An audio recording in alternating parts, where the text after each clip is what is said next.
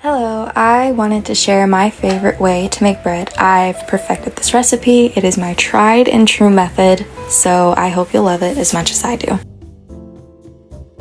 So I put all of the measurements and the details in the description so you can give it a try yourself.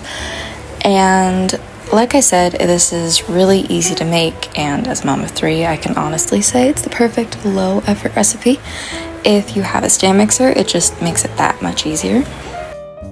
I'm not really sure about you, but I almost always find that recipes for low effort bread seem to have no kneading involved, but honestly I haven't found a no knead recipe for bread that's actually worth your time.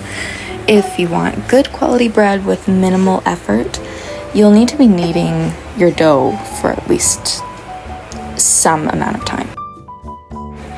Kneading is actually kind of important to the bread making process because it develops the gluten that gives your bread its structure and its texture, and it also helps your dough rise evenly.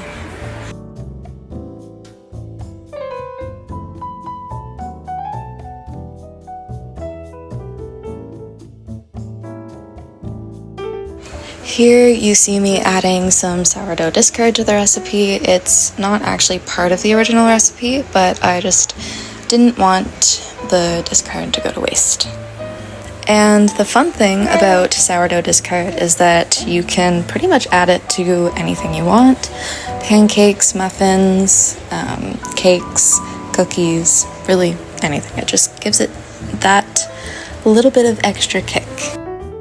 So this part is also optional, but since I had some extra time on my hands, I decided to sift my flour. It just makes the bread a little more fluffier. It's not something you would probably notice that much, but I just was enjoying the whole baking process.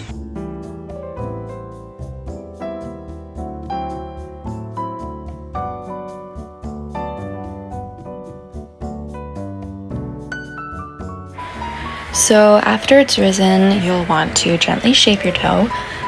You need to be careful not to overwork it. You just want a nice shape for its final rise before baking.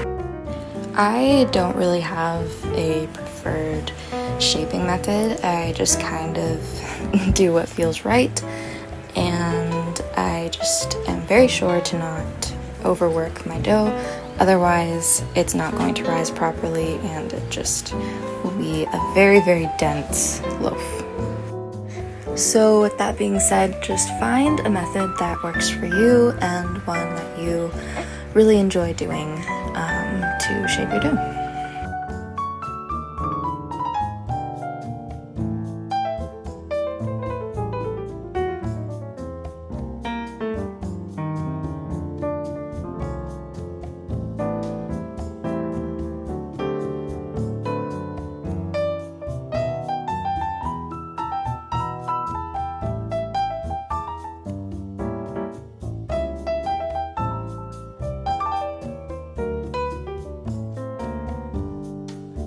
And then once you've shaped your dough, you just want to let it sit on the countertop for probably 30 to 40 minutes. I don't really time this. I just let it sit on the counter for as long as it takes my oven to preheat.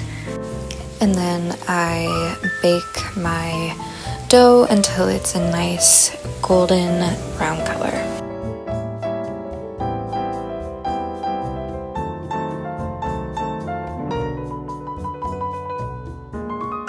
And then once it's done baking, I just let it sit on the cooling rack until it's just a little warm. That way I know it's ready to cut into.